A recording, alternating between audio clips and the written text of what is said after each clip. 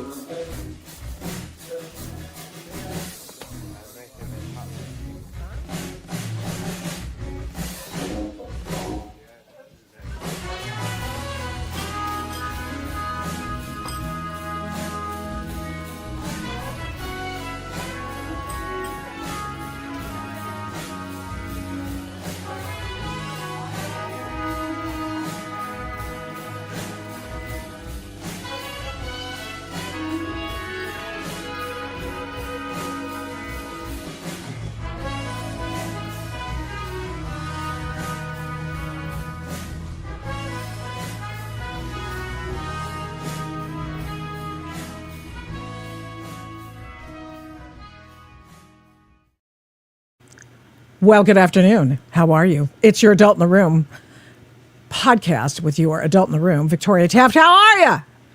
Tuesday live stream. Lots going on. Let's look at the docket for today. Look at that woman in those glasses. Golly, I think it might have been a hair color or two ago. Awesome, though. It's Hot Book Summer debut. Spy thriller novel Beyond Honor by K.B. Brodsky. And that's coming up right away. Drama over the Paramount and Warner Brothers merger. Why this has just captured the imaginations of so many people and why it's really not that big of a deal. And I'll talk about that with none other than Robert Bork Jr. coming up because, he's an expert on this stuff. Okay, Trump deports Harry and Meghan. Not really, but They invoke the name of Trump for why they want to leave the country. I think there's something far more important going on there, but we'll talk about that as well. Plus, in addition, huge news about the George Floyd murder case, that being for Derek Chauvin. Huge tectonic issues coming to fore on that issue, and so we are going to go over it right now. However, it is time for Hot Book Summer. I mean, I've got two wonderful photos for you. Hot Book Summer, love that one. I also like this one too. The guy's a little muscular, but that's okay. Most of course, our viewers and listeners on the Adult in the Room podcast are men. 76% of you guys are men. And it's just like it's been for me for years and years, decades in talk radio. It's always men. And it's so refreshing when I get a text or an email from a woman, but I got one better for you coming up. I'm not like a big feminist lady or something like that. I'm just saying it's just occasionally refreshing to have the company of another woman in this space. So there you go. So we're going to talk about that. But I got to tell you about K.B. Brodsky and this book that we're going to talk about because, heard wonderful things about it. It's already got a Kirkus starred review, so we'll go over all of that. But let's look at some of the books that we have highlighted in the past, some of the fun ones that I have really had a blast reading. The Last Lawman with Niels Gavelius. This guy's, if he's not, this gumshoe, modern day gumshoe, noir lawman from L.A. doesn't get Michael Connelly's attention or something like that. Maybe somebody who wants to make a TV show out of this book, then I think you're crazy if you don't do it. So anyway, awesome book. Did you remember this one? A Pen to Change the World, not my favorite title. Really an excellent book by a young man. And it's the life of J.K. Rowling. Lots of deep dive stuff in here. And it's not stuff you've probably heard before. The other thing is that this does not sell in certain parts of the world because she believes men are men and women are women. And she's censored in the UK, for example. So I like to highlight that work. Desert Heist, Alex Decker. What an excellent book. First-time novelist. Unbelievable. And today's offering, Hot Book Summer. It's called Beyond Honor, J.B. Brodsky. Okay, so we're going to go over that, but I want to say a few things about this book because if I don't, I'll forget, and I don't want to do that. I think it deserves a real highlight here, and I want to make sure you know how, in high regard, people consider this book. They are amazing. So it comes out it's a spy thriller. I like spy thrillers. I was hooked. Vince Flynn used to come on my radio show back in the old days, like occasionally, just say, hey, does Vince have something to say about this? And yeah, he did. And he was a smart ass, and I loved him for that. And so he was lots of fun. Brad Thor's been on. So I kind of came up in that space when I started getting out of the nonfiction world in which I lived as a talk show host. And so I've enjoyed that because it does sort of border the line of reality and fantasy. So there you go. So as I said, this book has reached a Kirkus starred review already. This is, I don't know if you know this, but they're kind of a big deal. And and it's been blurbed by the likes of Jack Carr, for example. You don't always get that. Sure, they share the same editor. No, we can all agree on that. But come on, man. Jack Carr doesn't just damn people with faint praise. He actually brings it. Carries the DNA of the great old school espionage novels fused with the action of a modern thriller. It reminds me why I fell in love with the genre. And how fun is that? How many people on the front lines who are downrange are going to pick up KB Brodsky's book? Probably a lot. Ben Coase, one of my favorite authors in this space, said of this novel, a high-risk, high-reward triumph. The Brodskys torched the espionage world in a Molotov cocktail. There you go. And then we have MP Woodward, and he writes in the Tom Clancy, Jack Ryan universe, and he says of this book, hits like a hammer. KB Brodsky threads ruthless Russian operatives, cutthroat politics, and relentless CIA officers into a story that never lets you breathe, charged with authentic detail and explosive action. This breakout debut keeps its foot on the gas. Hang on for the ride. Wow. I suppose we should meet KB Brodsky, shouldn't we? And they're actually two people. They're a married couple, Karen and Bill Brodsky. Thank you so much for coming on the Adult in the Room podcast. How are you guys? How's it going? Great. Thanks for having us. Yeah, this is super. And thanks for saying those nice things about the book. I've been able, let me tell you a little inside baseball. So I was supposed to get this copy of your book for like weeks ago, and so I haven't. I'm getting it tomorrow apparently. But that actually liberates me and allows you to expand a little bit more on your book. What story can you tell us about your debut novel, Beyond Honor?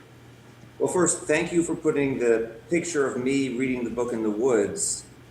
Was that? Oh, yeah. I mean, obviously me in shadow, but that was hubba, baby. Yeah, I know. I asked. Karen and I were camping one night, and she put that picture. But it's so. Oh, girl, that's so funny. I mean, honestly, I imagine this prompted this image into reality, if you will. And we don't use it. We actually use this one for PJ Media purposes.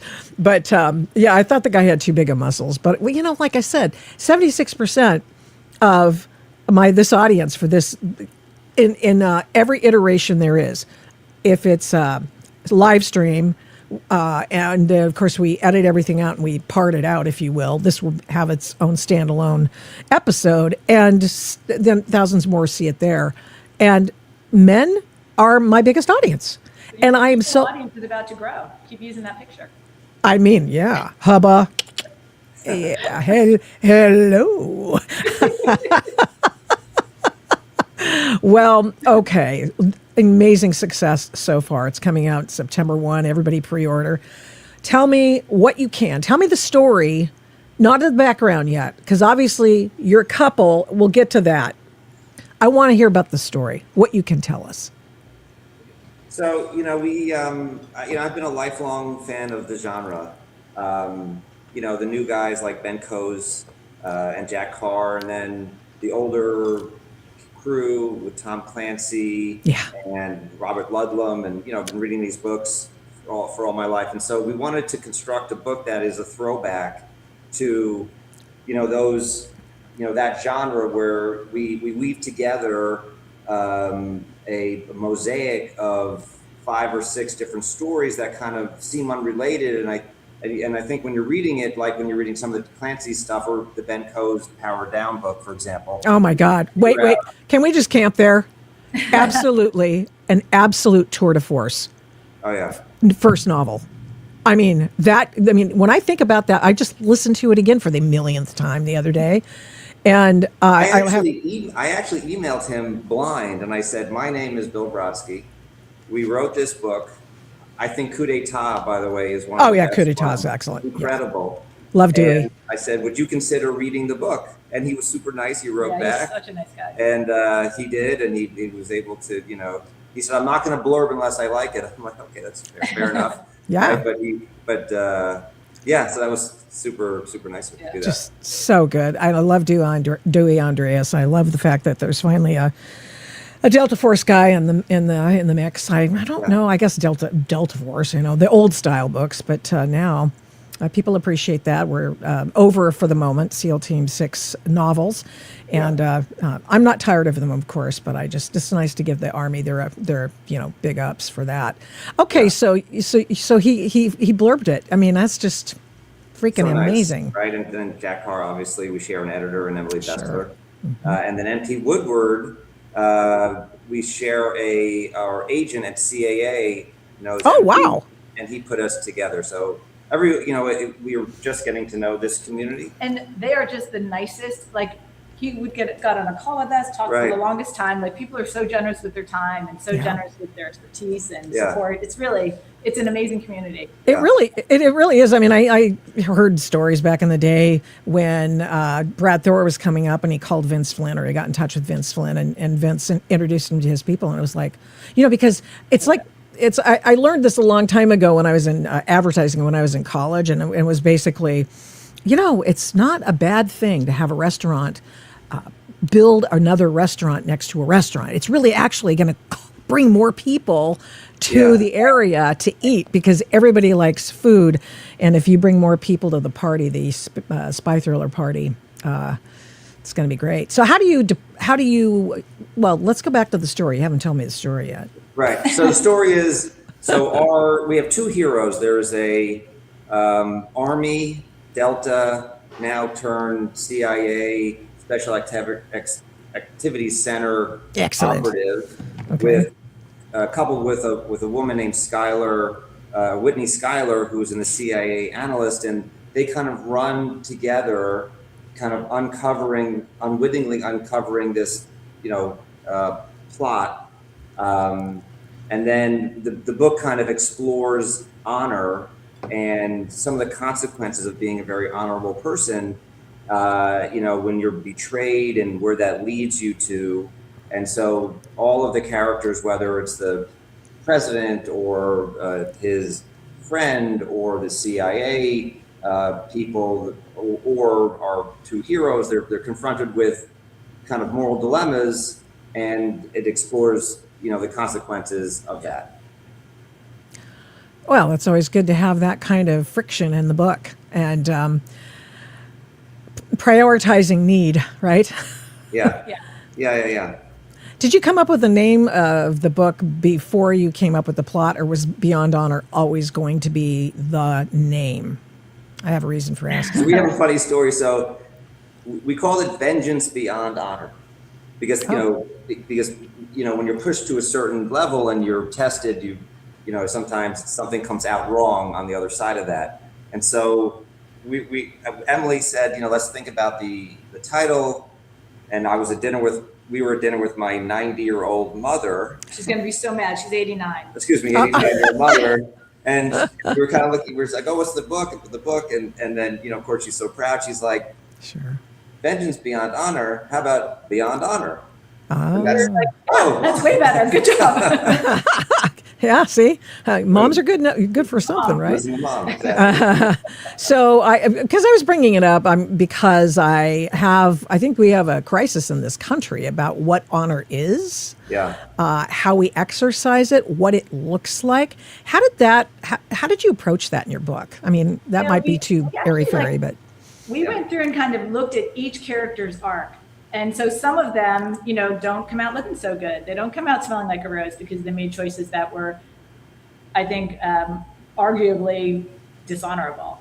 And then some is really kind of wading into the gray areas. What happens when an honorable person is faced with a truly catastrophic situation, and if you're a special forces person, you've got all the skills, you can do some damage. What do you do? And then, how do you live with the repercussions of your actions? So we really thought about it and kind of we took it seriously. We dove sort of deep into what that looks like. But it also always doesn't. So, for example, there's a part of the book where you have an older CIA stalwart talking to her protege, who is now the director of the CIA, and they're older women. and they are the one of them presents, say, like, hey, you owe me this, right? This thing, because of something happened 30 years ago, this debt of honor, and it pushes people into the, like, how do you react to that? Because it's, you owe someone something, it's not necessarily the right thing to do, but you're a human being. It so explores some of those issues on obviously a very serious scale. Yeah, yeah. Where does your novel take us? The places, and have you physically been to these places, or do you? Not to Ukraine, but the other places, right? Not Syria. Not Syria, right? Yeah, Right. probably smart But actually. Ukraine, Syria, Alaska, Russia, Washington, New York, and again, it really is. It is a throwback to that Clancy, Yes, and Coe's globe trotting sequences.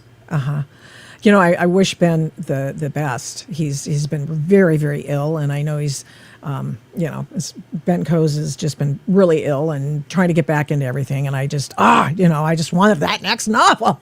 I mean, as a fan, I just want the next. I've been trying to get him on my podcast for like years, and so it's like he's like a dedicated writer, right? Like he really. Right. I thought he wrote a new book called Hijack that came he did. He did. But then it was taken off. There must be something that's happened. I'm on his email list, and he sent a very, very, crazy, not crazy like it was nutty or anything, but it was just like no one ever tells you the truth. And it was, hey, I didn't like that book. I mean, it wasn't as good it wasn't up to my standards. I'm going to go, because this is in the midst of all his hospitalization, all this other stuff. And I'm going to go back and I'm going to retool this bad boy, and I'm going to put it out when I'm satisfied. And I'm like, yeah, right on. Yeah, good for him. I know, that's a gutsy move.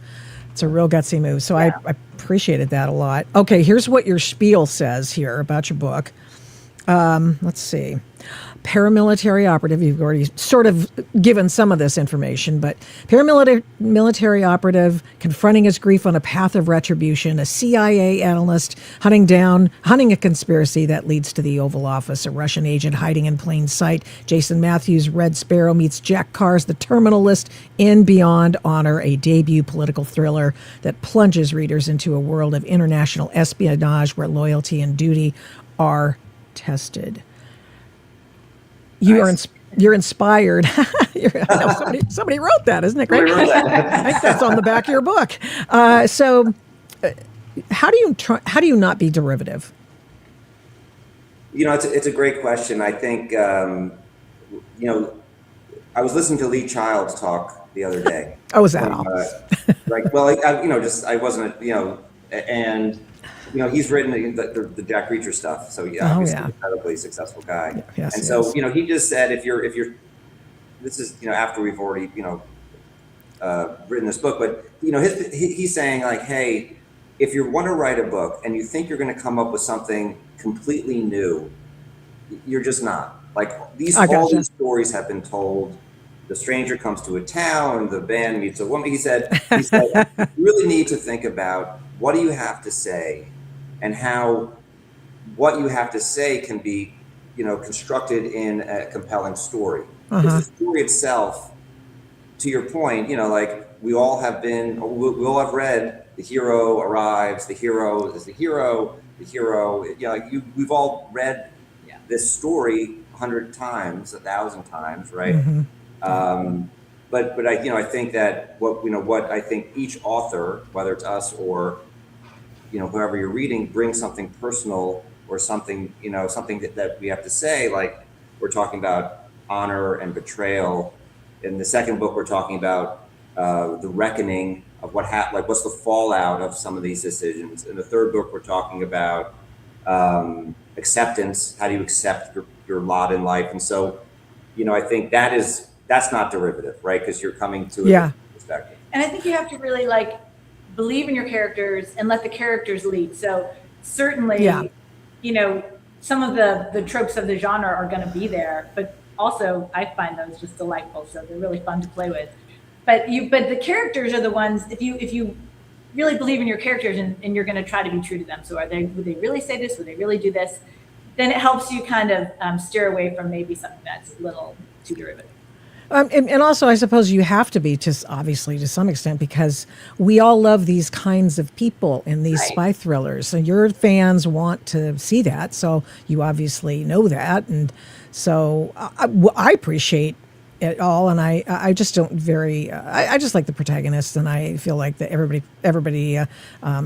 The protagonist makes the story different to a large extent, and where you put them, and all that stuff. And I'm not an expert or anything, but I'm just a reader, and I really appreciate it. So I would say with our protagonist, with Kevin, one thing we tried to do was make him not be a superhero. So he, we really looked at like he gets hurt. He's not infallible, and he's not unbreakable. Right. Right. Well, can I ask the obvious now? Who I know you, Bill, you started writing the book before, and then it became a family band kind of a thing. Right. Talk to me about that. Yeah. Okay. Well, I had no idea. First of all, I had no idea Bill could write. I had no idea he wanted to write. And all of a sudden, he came to me, and our older son actually was home. And he's like, hey, I got to tell you guys something. Like, kind of sheepishly, like, I started a book. And he hands us like 70 pages of this book. We're like very nervous. We're like, what? I was very nervous. Right. We were probably more nervous. No. So we read, Noah and I both sat down and read it, and we were like, oh my God, this is actually really good. Wow. And you have to keep going with it. And then Bill said, okay, I want you to, join me, and let's like work on this together. I've always, he's been trying to get me to write a book for 15 years. And I can't seem to get from the beginning to the end. This guy can just knock out the beginning to the end. So that was super fun. It was really it's been really fun working together. So then I came on board, and we sort of worked on structure. You make it sound kind of easy. Did you like these kinds of books before? Me? Yeah. Yeah, Karen. I love them. And one of my favorite stories actually is on our honeymoon, way back when, almost 30 years ago, we were in Costa Rica, and we had run out of books because, just hardcover books actual books back then. And we found a copy of The Bourne Identity, which you had already read. And then he's like, oh, this is a good one. I'm going to read this. And so he'd read a little bit, and then he'd rip off a piece and hand it to me, and then read a little bit and rip off another piece. And that's how we read the book. Oh, wow. I was that feeling of you want to get hurry up. I want to get to the next chunk. Give me the next chunk. Yeah. That was sort of what, we wanted in this book. So loved that book. I loved the Mitch Rapp series. So many of these books I loved. I Am Pilgrim. But my caveat is there are sometimes he'll hand me a book and be like, oh, I think you would love this. And I would be left a little bit cold and a little bit wanting. Sometimes it's a little, they call it the guys with guns genre for a reason. And, right. and sometimes it'd be a little guys with guns too much for me, where I'm kind of like, I want something more. And so I was really, you write the book you want to read. So I was so excited to be part of this, because then I could weave in the things that I wanted to see in a book like this, that I think it's going to be a really fun book for a wide audience, actually. Well, I'm looking forward to it. And I wonder, I have, memories of reading Tom Clancy books, and the guy could not write dialogue for women. I mean, it was the worst. And I was like, said nobody ever, Tom Clancy. How do you guys divide that up? Is somebody better at it than the other? I think I find when you're in it and you have a couple of characters in a room and you know where you want to go, it just kind of comes out, right? It just kind of you're on a wave, and it's just all of a sudden it's working. And I think whether it's happening to me or happening to Karen at that particular moment, you when the other person has found a little bit of light at the end of that tunnel. Yeah, and and sometimes the way the dialogue works is you read a passage and it's just description, and this happened, and then you're like, okay, how do I want to tell that? How do we want to tell that part of it? And so then we might just tell that whole story with that part of the story with dialogue, which is really a nice way to move things along. You get to know the characters better, but you move the action along more quickly too, and that we don't. So the tricky part is to make sure we're both using the same voice. So all of our characters, yes. We want Whitney to sound like Whitney. We always want Kevin to sound like Kevin. So I think we both feel like we know these characters so well now that it works. But there were moments where we'd be like, I don't think she'd say that, or yeah. Yeah. And so physically, how do you work together? I don't think I could do that with my husband. So more power to you. What's really helped us is Google Docs, because we have the whole document on Google Docs. Any changes anybody makes, we use the comment section. So you don't just go and make an edit. And then we will get together, all the time, and then like go through all the comments and make sure we approve them together. So that and there'll be times where I'll be like, I took this line out, and Bill will say, no, actually, I really like that line. I'm like, all right, that stays. And so, we'll work on it that way. And we kind of respect, if one person feels really strongly about something, then it gets to stay.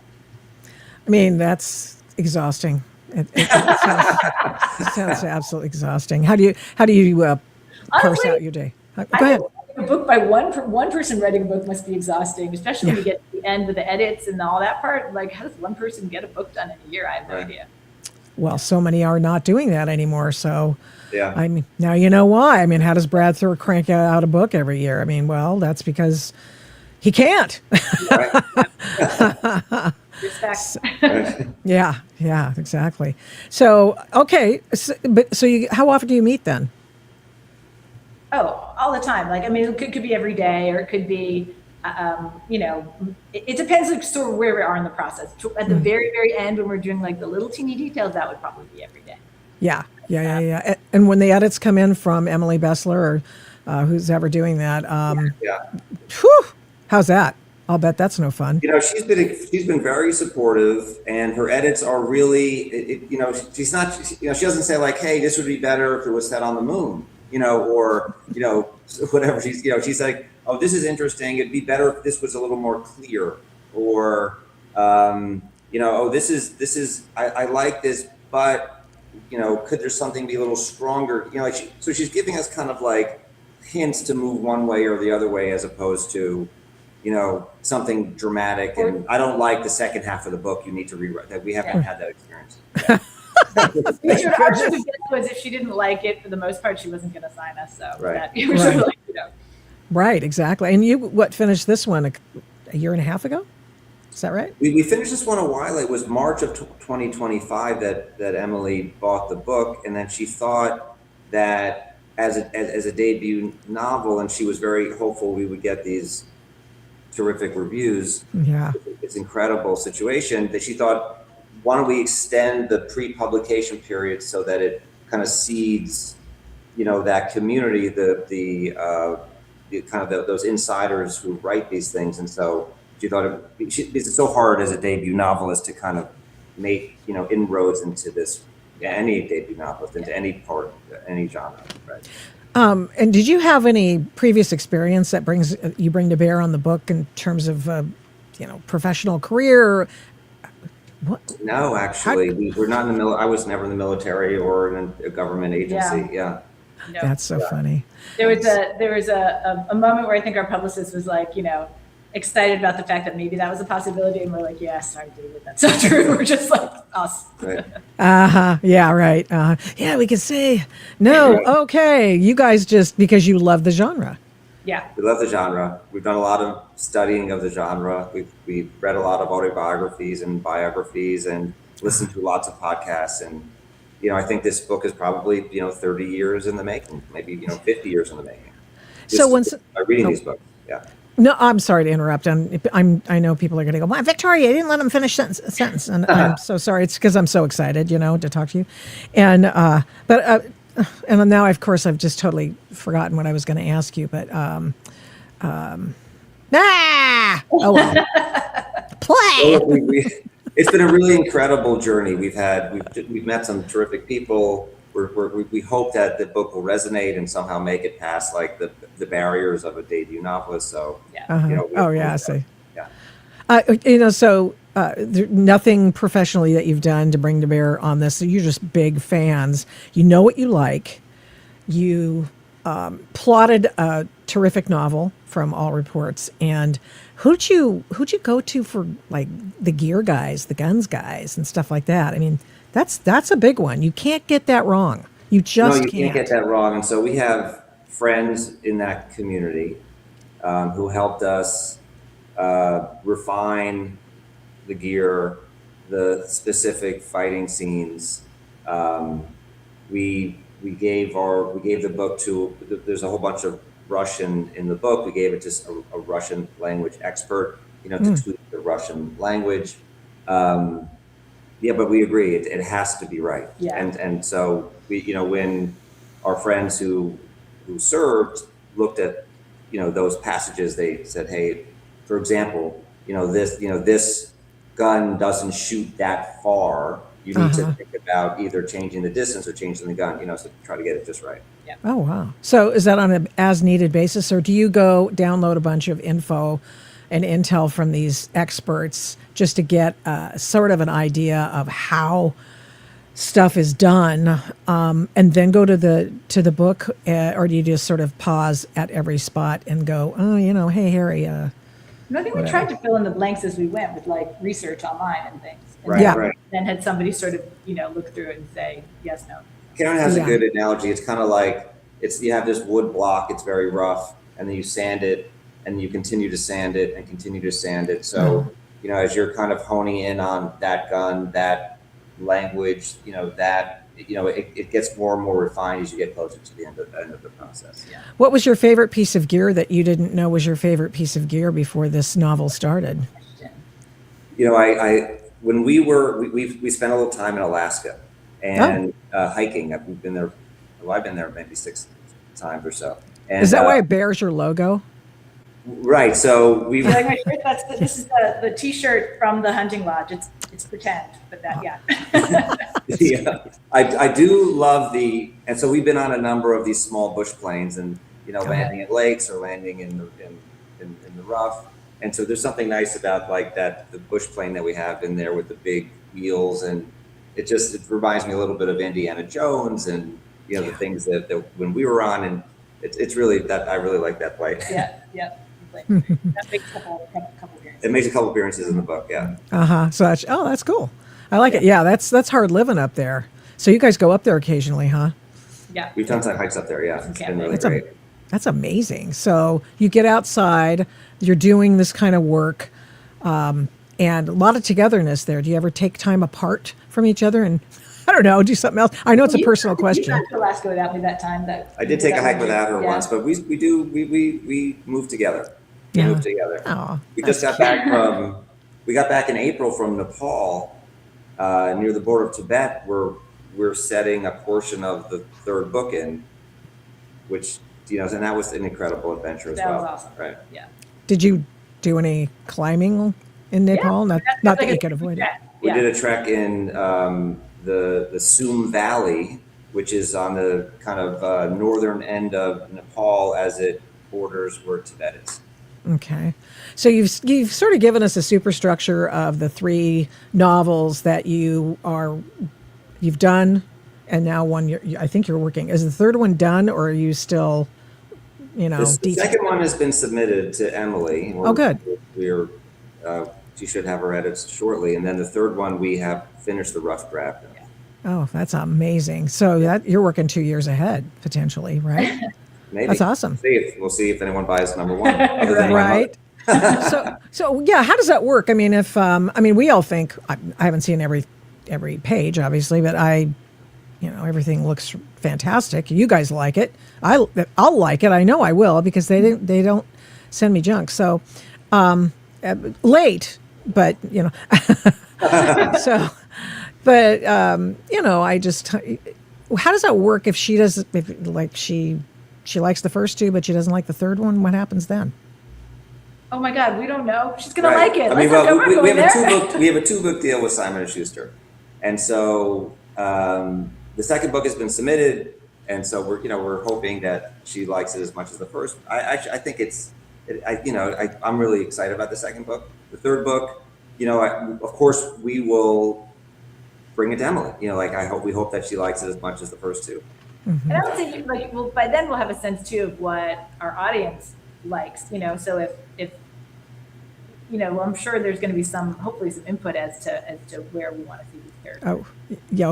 I'm on your mailing list. I'm sure others are as well, and probably will email you lots of lots of information. that Positive they want you to- reinforcement. Yeah, that's exactly right. Don't anybody, if don't say anything nasty because ain't nobody need that. They already know what they know. So, Right. okay, all right. Well, great. Beyond Honor. How do you feel about it coming out in the plethora of other spy thrillers in that space? Because I know Dawn's latest book is coming out, and we're gonna double tap. Mitch Rapp. I'm gonna have Dawn on in a couple weeks. That'll be Who, by the fun. way, has been so Don. nice to Yeah. us. He's He so spent some nice. time with us on the phone. He was giving us some advice as a professional. We're honored to share space with Yeah. yeah. Yeah, we Oh. wish, I can't wait to read Double Tap, and he's just such a nice guy. Yeah, he really is. He's so incredibly generous with his time. Really. Yeah, and I wanted to dial in and just text him and say, hey, yeah, can you offer me some information on that Iranian attempted shoot down of those guys with a drone and the Right. Gulf of Oman, because he of course was an Apache helicopter Yeah. pilot, and I just kind of thought that might provide a little spice, little info. Do you guys watch the news and get some ideas from what's going on in the world? I would say Totally, now, like yeah. our second. Well, should I say our second book? Sure. So our second book, has a lot of Venezuela in it. So I do Oh. like now. It's like I'm finding myself like I'm bookmarking anything to do with like Tibet. And now it's like everything you read, I'm like bookmark, save. Really trying to go, because the first book, we wrote the book without a publisher, without an agent. We just wrote it, right? It was just it was its own little thing before it became what it is now. So now I feel like it's like you look at everything so differently. You're really like trying to like constantly pull. You're constantly thinking about it. So yeah, Absolutely. I do think one of the things that the reader wants is that when they're reading the book, something doesn't happen where the reader would say like, that would never happen. Like it would take them out of their, out of the moment. And so I believe that everything in the book is something that the reader will recognize as being true. Obviously, we're setting it in our world, set in this setting, but the things that the people do, whether you're in the government or whether you're in the military or these decisions on a relationship perspective, I think it's very recognizable. Yeah. Awesome. Very good. Yeah. For talk show hosts and people in my line of work, it is never-ending show prep, and the news cycle explodes with ideas for shows, Right. radio stuff. I mean, it's just like mind blown, and as I say, mind blown and drinking out of a fire hose while you're tap dancing and walking on a tightrope. It is. Right. Well said. It's insane. I mean, if you don't mind mixing metaphors, I mean, it's insane out there. Right. I mean, Yeah. phew. Well, thank you too. For coming on. I'm honored that you could come and be Thank with us. you And very much for having us on. We Yeah, really I really appreciate it. This has been great. I do may not be great after I ask my last question. I was gonna, and then I forgot. No, I've got to ask this. Yes. And it's any Easter eggs and name checks that we should be looking for. In the book?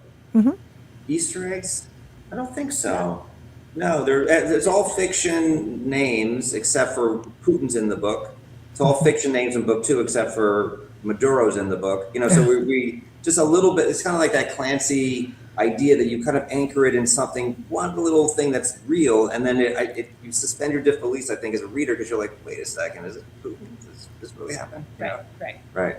I like your vibe. I think you guys are really cute together, and I just, I mean, honestly, isn't that great? It's just like the last thing you probably expected to be doing at this time of your life. I mean, it's like, oh, we're I never. would highly recommend starting a whole new chapter together at this time Yes. in our life. It's good. It is It's really good. fun. Yeah. Yeah, 30 Well, thanks years of again. marriage. I Yeah, thank really you so much. appreciate it. Thank you so much for having us. I appreciate you guys and so much. The book is Beyond Honor, and Let's see that Okay. cute guy with the. oh yeah, you want that? Yeah, Yeah, let's go back. yeah. Hold on. Here he comes. The other guy. Hot book. Cute guy. Oh, that was nice. There we go. Hello, hot book summer man. I'm the guy. Yes. Oh my gosh, he chopped wood, he started a fire, and Now there's a he's sun. beyond honor. Love Yes. it. Yeah, it's so cool. Thanks so much. I appreciate your time today. Take care. Okay. Bye. See- Thanks. See you down the road. Bye. Yeah, that's amazing. What a great story. Yeah, like I say, I don't play I'm not even playing the feminist card. It's just like nice to have another chick in this, in this sort of space, right? Where sometimes a man, I gotta laugh. A man told me one time in the comments in one of my stories at PJ Media, he goes, you write like a man. And I go, thank you. I think so too. I know that's, the feminist chick card pulled from me, but I just was honored by that because I just see the things the way I see them. And that's what I do. And that's what I say. And apparently some people like it because, 76% of this audience is male. That's what happens. And you got to go with your strength, right? Your strength of your audience. So amazing. So one more time, the book this week on Hot Book Summer, Beyond Honor, K.B. Brodsky. Do it. Now, yesterday, I don't usually do a lot of pre-recorded stuff, but I did because I told you on Tuesday I completely biffed my timeline with Robert Bork Jr., which is like, oh, yes, and next week I'll be stiffing someone else who lives at the White House or something. And so we were talking about the craziest things. And by that, I mean really arcane, technical stuff, but it's pretty sexy when you can put all of this discussion around the Paramount Warner Brothers merger, the planned merger. Of course, 12 states are fighting that merger for a variety of reasons, which they claim it will redound in, less choice for consumers. And my guest, whom you'll meet in just a second, Robert Bork Jr., said, no, I don't think that's the way this is going to work. Let's listen in to this conversation. It's pretty interesting. I'll take myself off in just a second. And Robert H. Bork Jr., president of the AEP, that's the Antitrust Education Project, is the eldest son of the late Judge Robert H. Bork. He's that guy, a giant. So the AEP is a response by legal scholars, thinkers, and practitioners to the recent deterioration in American antitrust theory and application. You say, well, how does that apply to me? Well, hang on a second, because it will apply to you, and we're going to talk about it. So in 1978, Robert Bork Jr.'s dad, from whom we get the term borked, look that up. In 1978, Robert Bork Sr., prolific writer who should have been on the U.S. Supreme Court, wrote the book, The Antitrust Paradox. And it was quote, a book that dramatically changed the way the courts view government's role in private affairs. This classic shows how antitrust lawsuits adversely affect the consumer by encouraging a costly form of protection for inefficient and uncompetitive small businesses. I bet you never thought about that either. And now, of course, Bork's namesake, a learned and accomplished thinker in his own right, Robert Bork Jr., has added his own thoughts about the issue and about the seeming protectionist policies begun by the Biden administration and continued by the Trump administration. And let's take a look at those books just to make sure that we get a look at them. Robert Bork Sr.'s The Antitrust Paradox, a policy at war with itself. Yeah, I can see that. And Bork Jr.'s The New Paradox, Antitrust, and the Threat of Conservative Socialism. Welcome, Robert H. Bork Jr., to the Adult in the Room podcast. How are you, sir? I'm very honored to be here. Thank you for having me. So you're the one who's honored. That's amazing. Thank you. No, I appreciate it. We try to be serious and try to leave people learning and knowing more than when they left. I think that's just I hope so. I mean, I hope maybe that's my mission statement. Just learn a little bit more without trying to be boring. This, however, has all the hallmarks of possibly being boring, but it's not, because we're going to start with the sexiest issue that you've written about recently. And it is this issue about the Paramount and Warner Brothers proposed merger. Let's look at it. In your piece, is this Substack? I think it is. Yeah, this is my paradoxically speaking Substack. Yeah, so California and Paramount have both lost the plot. I think that California lost the plot from the very beginning, since it gangs up with the other states in the cartel that they've begun with Oregon, Washington, Colorado, Virginia, I'm sorry to report to you, and other states that just say, oh, California's doing it? Yeah, me too. We're doing it. And so, good God. But one of the things that you write about that is that Rob Bonta, he is the Attorney General of the state of California, and he's married to, of course, the head of the state assembly, I believe. If not, is she the state assembly head or the state that's Senate? a level of detail beyond my comprehension. His wife's in charge of the bunch of folks, the majority, the supermajority of the California legislature. So just so you know, and Bonta's case is not frivolous. Our guest writes, Paramount and Warner Brothers are direct horizontal competitors. States that allege that the combined company would distribute approximately 27% wide release theatrical films, of 30% of anticipated blockbusters, and roughly 27% of basic cable programming. We can sort of dig that out in just a second. And those are complaints, he says, that are based on recognizable consumer welfare theories, which is the basis I learned reading a little bit about, Mr. Bork, that underlies all of this kind of thinking.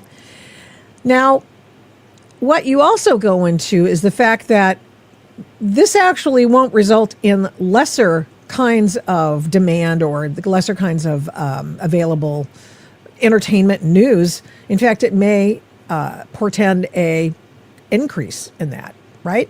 Typically, that's what happens when companies merge. They look for ways to take the pieces and expand them, make them bigger, better, stronger. Yeah. They're not doing this to shut down these companies, Discovery and others that that Paramount would be acquiring. They think they can add value, and they want to make more money. They want to have a bigger reach. The question is, and you would say, well, that would play right into the antitrust issue, because then they're going to dominate. Well, there's too many competitors to dominate.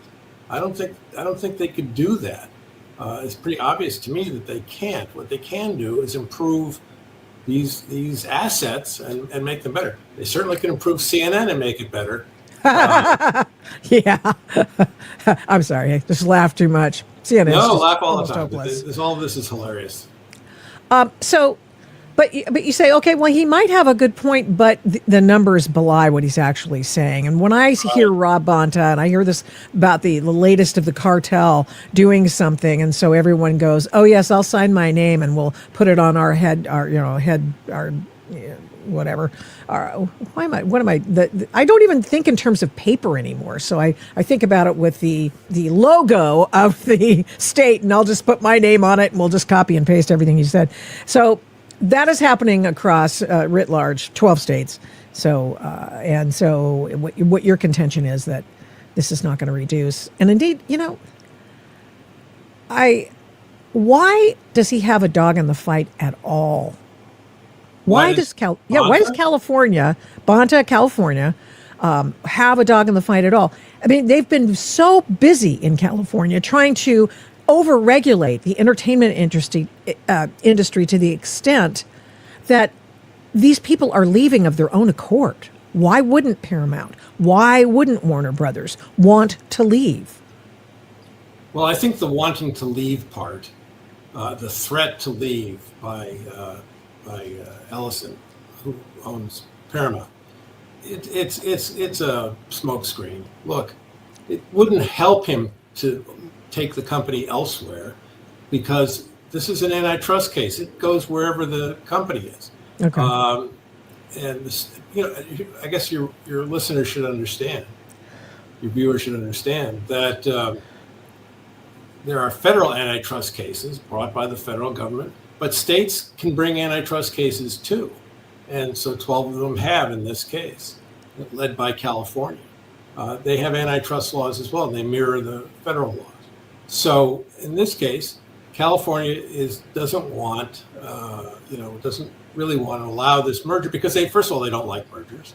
They're worried, I think, about what's going to happen to these properties if Ellison takes them. But all of this is basically reduced to politics.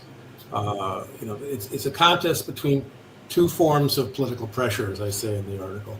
Bonta invokes antitrust law to defend California workers and Hollywood institutions, and Ellison threatens to move everybody out of California. But this is all so much smoke and mirrors. Basically, both sides should get back to a step back to what the antitrust law says about the situation, and both of them have reasonable claims. If Bonta would focus on the consumer welfare standard, does this merger benefit consumers? He can argue plausibly that it doesn't. That's one thing. And then Ellison and Paramount can say, well, no, actually it does, because we will make these companies stronger. We will offer more competition to the other forms of competition that are out there. You've seen Amazon and all these other companies are in the business that Paramount and Warner Brothers are. So this will generate more competition in this industry. But if they would focus on that instead of all the,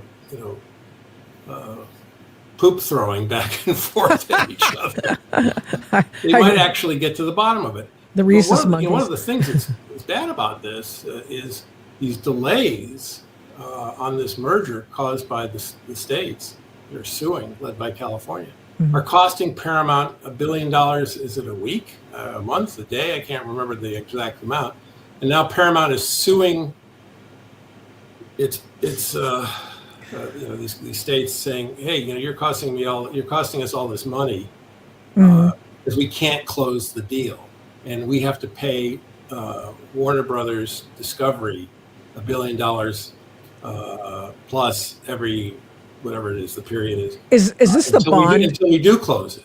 So, is this the bond that they're asking the district court judge? Yes, absolutely. A required plaintiffs in the WGA to post a $1.88 billion bond by September 30 or dissolve the order preventing the companies from closing the deal.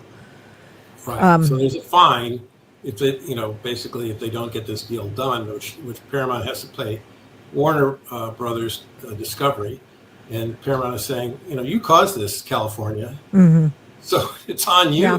I don't think that works, actually. But do you believe? Okay, I don't know how much you've paid attention. You're in Virginia, where you are surrounded by some college students, but other normal people, and so I would like to just some normal people there. You're one of them, but the idea that these 12 states have anything other than to stick it to Trump is, I'm for the most part, I think that's the overarching reason that they're doing it, because Larry Ellison, whose son is running Paramount, is a friend of Trump now.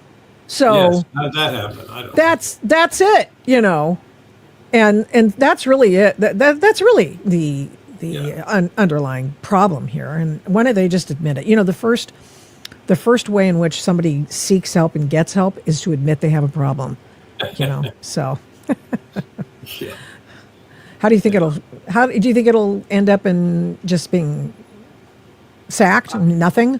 Or do you think it'll go through? I think they will find a way to settle it. But if they don't settle it and it goes on forever, at some point the merger may just not happen, or Paramount decides it wants to go to trial and see what happens. They may win, they may lose. If they lose, they could appeal. And ultimately, the Supreme Court of the United States, if it got involved, would rule in their favor, because the Supreme Court is basically a believer in the consumer welfare standard, which this is what this is all about.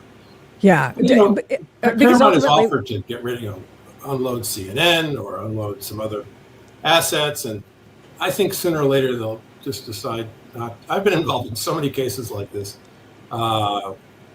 working with corporations in my previous existence, that I've been in the courtroom, and then the next thing you know, they're all meeting in a hotel ballroom trying to, settle it up. So Yeah. that's very likely what will happen. Yeah.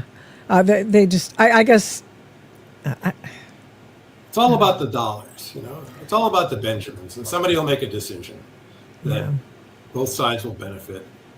Banta gets his name in the papers. For That's doing this it. for a while, That's it. I stuck it to But you're Trump. right. You're right. So a lot of this stuff happens because of Donald Trump. Absolutely. Yeah. Of course it is. I mean, I stuck it to, they brag about how many lawsuits they've filed against Donald Trump. If they can stick it to Larry Ellison, by the way, one of the foundational organizers around which Silicon Valley, I mean, he's second generation, but that Silicon Valley has been, it has succeeded on. God, I wish I could talk today. Someday. Oracle. I mean, the dude is amazing, and he was God before that. But oh boy, he gets together with Donald Trump, and all of a sudden he's funding Trump accounts. And oh my gosh, we've got to stop this guy. So same with Elon Musk. He was a darling of the left, and then he rescued Twitter, and now he's hated. Stop the censorship. I did have one more thing to add to this before we move on to the general thesis that you were promulgating today, and that is, I was doing a story today. I do write a little bit over at PJ Media. It's an opinion website, and it's lots of fun. And I did a story bringing people up to scratch on the idea of the U.S. Navy finally becoming at least towards parity with China on the issue of surface ships, and how a company that has been, this is the guy that, these are the people who created a boat, the autonomous boat, the drone boat that rescued the 2 Apache helicopter pilots in the Gulf of Oman in, I think it's June. And so now, of course, everything is just moving. I did a timeline, and you could see that the movement toward going to more autonomous vehicles, especially surface ships, which heretofore didn't exist for the United States, as going at quick speed. I mean, double Trump time, if you will. And so the Navy wasn't going to fix that. And the shipyards that are pre-existing, they weren't going to fix that because the Navy's got to pull the trigger on that. Now, these upstarts who now have billions in venture capital and, different floods of money coming to them are going to do that. And they're only going to do it for the United States and its allies. And I'm thinking, here's a perfect example of, maybe because government's involved, maybe it's not a perfect example, but I mean, where you got the private sector with the incentive to, first of all, they have good intentions. Their intentions are pure. And SEAL team, former SEAL Team 6 guy who said, well, why don't we have surface ships? What the heck's going wrong with these people? And he went out and he solved a doggone problem. And now they are being rewarded with not just interest, but billions of dollars by the Navy Department, because now they are going to solve a lot of problems and be able to build more ships than the Navy currently has being built for them. And I think, why are people so afraid of someone else seeing a problem and then seeking out a solution, by and large solving the problem? And it's not the government solving the problem. I mean, the government's going to buy it, but they didn't solve it. There are so many examples of the private sector stepping up these days and solving these kinds of problems. And there's so many examples of the government getting in the way of it. So that I'm hopeful that at some point people will realize that our private sector is so innovative and so creative that we should give them some running room, and support this. At the same time, what we have to. One of the things I talk about all the time in my antitrust conversations with people, though, is the need for growth in our economy. Yeah. We are not solving the problem of the debt. Mm-hmm.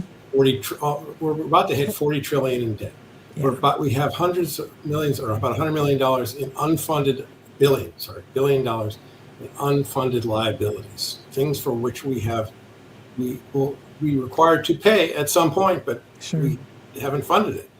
So if we could even take a little bit of action towards solving the debt problem, at the same time we get out of the way, for the most part, not anything illegal, like price fixing or something, but we get it out of the way of these companies that are so innovative, so creative. They create jobs, they create wealth, they create retirement wealth.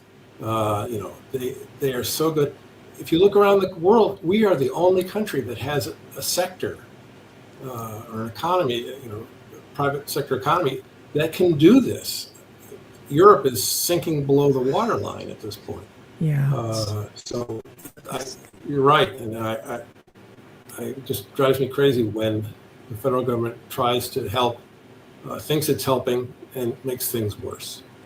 Well, and I think that might be part of your point as well with the, you wrote a piece recently in National Review, Trump's big government trap.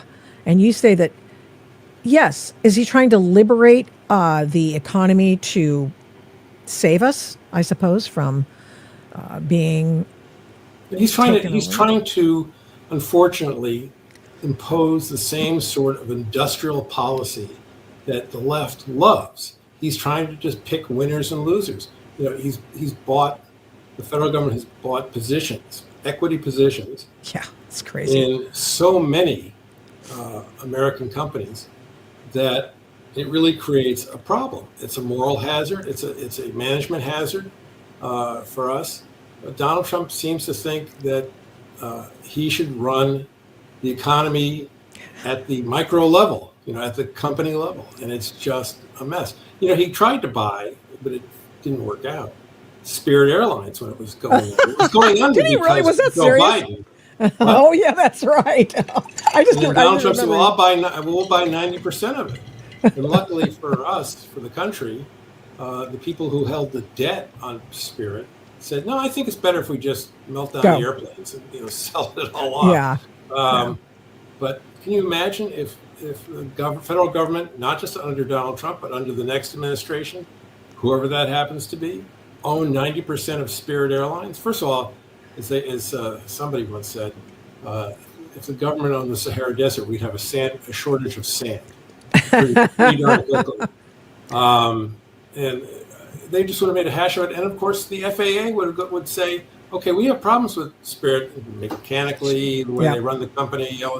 We can't do anything because we own it. Right. I suppose. Yeah. I do appreciate the fact that in the national security space, for example, there have been times when Trump has said, we're going to take a position with Intel. In Intel. Now, Intel's been, circling the drain for quite a while, but he doesn't want it to completely go out of business because we need chip manufacturers. The company that was once the coin of the realm in chip making is now circling the drain because everyone else is doing it. We're heading over to AI, but he wants to stake a position in that to save it for national security reasons because we've got to retain as much chip making in this country. When somebody like me says that to you, is that persuasive? No, I think not because you say it, but because I don't think the private companies benefit from the government running it or having a big piece of it. You were talking about Intel. We have $11.1 billion of existing and promised support. We own 8.9 billion in stock purchases. We have a 9.9% passive stake, a 5-year contingency. Anyway, what's going to happen? I mean, I don't think the government's going to make it better. It may float the boat briefly, but if Intel needed to go find equity infusion, it would find it. There are private equity firms who own, Larry Fink, he owns trillions of dollars in in private equity. He could invest in Intel if it was worth it, or he could help, secure a sale of Intel to another American company, or a merger or something. And then, of course, our government merger police would get involved, and oh my God, what they would make. Sure. But look, I'm not opposed to mergers. I mean, opposed to blocking mergers, but they have to be blocked for good economic reasons. And in this administration, in the previous one, their attitude is, generally speaking, there's no such thing as a good merger. So they look at it politically and not economically. That's weird. That's, and I've listened to, I don't know if you ever watched the All In podcast but it's one of my favorite shows, one of my favorite podcasts. And one of the things that they talked about incessantly in the Biden administration was the fact that they could not stand Lena Khan and her role in trying to stymie business. And what you're saying, I think what you're saying is that her policies still hold in the Trump administration. Yeah. The Biden administration changed what they call the merger guidelines. The government publishes a list of sort of rules of the road for mergers. They changed it entirely. They took out any reference to the consumer welfare standard, which is basically has been the enforcement operating standard for mergers and acquisitions since 1979. It was put forward. It was an idea put forward by my father. The Supreme Court, in a case, said that's it. That's how we're going to do it, and it's been that way ever since. But of course, liberals hate it because it's not based on politics. It's based on neutral economic principles. What's good for the consumer, and so Lena Khan hated that.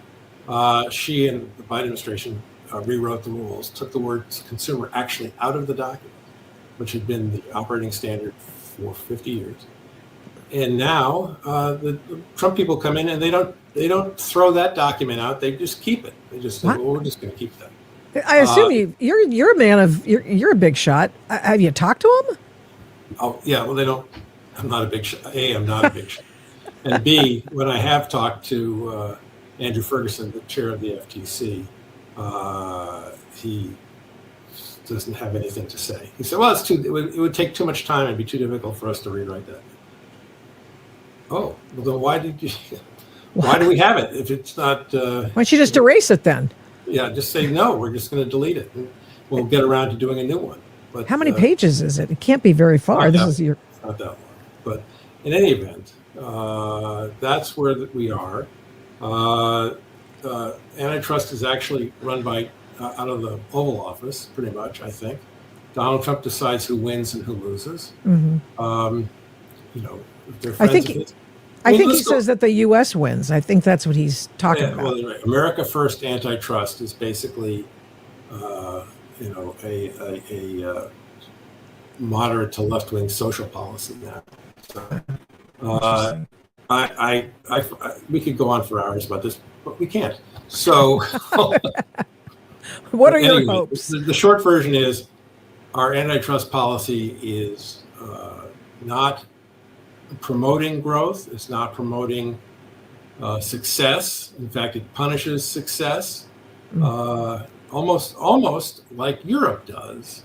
They don't make anything worth a damn over there. Excuse me, but they sure as hell know how to tax American companies for innovating and then selling their innovations into Europe.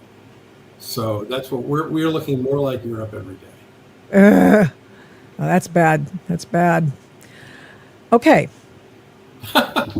Get rid of the Lena Khan hangover and being a more neutral overseer of some of these issues. Yes, and by the way, Lena Khan has been given her own department at Columbia University to teach people her views on antitrust. No, God, what are they doing? Yes. So no. It's all of her left-wing buddies are now in that school. Tim Wu, he was there. Oh yeah, I saw his others. name. They're all over sitting there writing courses. I'm about to write. I made a parody. I wrote a parody piece about the course catalog some time ago. But now I have the real course catalog, and I'm going to write about that. You're going to update it. Thank you so much for your time, Robert Bork Jr. I appreciate it. And I really appreciated your father. I didn't fully appreciate what he was going through at the time, although I saw it as a reporter. And I thought, well, I'm sure he's as crazy as they say he is, Ted Kennedy wouldn't lie, and neither would Joe Biden. Oh, and then came 1991 and Clarence Thomas, and I went, oh, I get it. Got it. Yep. Bastards. Your dad Where was... were you a reporter? At San Diego. Ah. Yeah. In radio years ago. Some TV, but mostly radio. So, yeah. Yeah, so I understood then. I was a slow learner. And as a reporter, of course, I was an ardent leftist. Naturally, that was supposed to be what happened.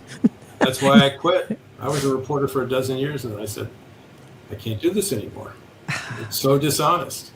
Yes. A friend of mine said a long time ago, I never forgotten it. He says, the job of a reporter is not to report what's right and wrong, because sometimes that can be, a judgment call. The job of a reporter is to be fair. And I thought, that's not a bad starting point for many people. That's not as much fun. Right? I know. I get it. Well, carry on. Continue to do the good work that you are doing. And thank you so much for your time today. Appreciate it. Sure. Glad to be here. Glad to have you here, too. Yeah, that's me. I just cut myself off. That was brilliant. But no, that was pretty cool. And I accidentally just completely messed up his time with us on Tuesday, but now we got it. So you have it on Thursday, and there's plenty more going on. I know some of you guys are still here, so that's awesome. The Brodskys were amazing. We have, of course, Hot Book Summer going, and once again, the Beyond Honor is the name of their book. We're not going yet because we have on the docket the story I wrote about yesterday for PJ Media, and let's see if that's there. I wrote about both Meghan and Harry leaving town, and also about this case, which was the attempt to get a new trial for Derek Chauvin. And he is the former police officer who now is doing time, 21 years in both federal and state prison for his role in the death of George Floyd, which of course started riots, and Lisa Fithian types came in and started the riots, and all sorts of people, the leftists, just with abandon. And now, of course, still in Minnesota, the leftists are there trying to keep ICE out. You've seen them in Chicago, seen them in Portland. They're all a lot of the same people, and they just travel around because people are paying them. Not everyone's getting paid, but a lot of people get their gas paid for, and somebody swoops in and says, oh, here, let me supply you with all the money you're asking for in your Give, Send, Go, or whatever the leftist version of that is. And I don't mean the old one. I mean they have their own kind of funding mechanism, and people like Arabella and whatever its new name is, which I forget. I just did a story about that the other day. I don't know why I forgot, but nevertheless, they come in there and pay all the bills. And that's how that's done, folks. That's how that's done. They call it, in some circles, mutual aid. Okay, so Derek Chauvin's asking for a new trial, and his attorney is doing interviews, and he did an interview with Liz Collin. Liz Collin is with Alpha News. She created Alpha News. She has produced the documentary called The Fall of Minneapolis, and I invite you to watch that. It's available everywhere. Indeed, I think it's on YouTube. She's been on this program several times, and let's have him stake out territory about why he believes, this attorney, that Derek Chauvin, his complete case, should be thrown out. Let's listen. Conveyance of authority from the Hennepin County attorney at the direction of Governor Walz only applies in cases where an indictment by a grand jury is required. Mr. Chauvin was a public officer. He was a licensed peace officer in Minnesota, and he was performing his duties as a police officer at all times relevant. So without that indictment, Governor Walz lacks the authority to assign this case to the Attorney General's office. Now, of course, the Attorney General had no problem picking up that authority and abusing it, but that initial fundamental transfer of power was unlawful. So really, anything that flows from that is illegitimate and it's illegal. The complaint has to be dismissed in its entirety. Well, that's what he says. It was a 14th Amendment case as well. He talks about why he did not bring this forward before, and it was because he did not realize that he's like the third attorney on Chauvin's case, that maybe he's the second. And he's come in after, of course, the convictions. First attorney I thought he did a pretty good job considering he was one against 22 so-called dream team members of the Minneapolis state court system, the state prosecutor system. And then, of course, they had all the free attorney pro bono work by a bunch of folks as well. So, but let's go to the next one we have of him. He talks about it a little bit more. I want you to hear what he also has to say here. This wasn't just done to Derek and to Tu Tao and Alex and Tom Lane. This was done to many, many law enforcement officials around Minnesota. Not only that, but the Attorney General's office under Ellison grew tenfold to expand the full-time criminal attorney division in order to spread this version of justice to the people in outstate Minnesota by assuming control, by Ellison's assumption of control of local prosecutions. You can see how the other law enforcement officials were treated in this case. The prospect of county attorneys in outstate Minnesota and the residents of those local jurisdictions being subjected to this abuse is frightening. And yet that's where we are today. So the court has the opportunity to do the right thing. They have the opportunity to be on the right side of history and fix this. And they need to do the right thing. Yeah, that trial, I'm sure some of you who are in the audience saw that trial. I followed it every day, wrote about it most every day. And it was it absolutely was one of the worst trials I've ever seen. The most one-sided. Then you find out that such things as, like the tox report. Here, let me get rid of this, make sure. The toxicology report for George Floyd never included and never quite made the cut. They had the medical examiner come in, and of course the medical examiner by then had changed his story.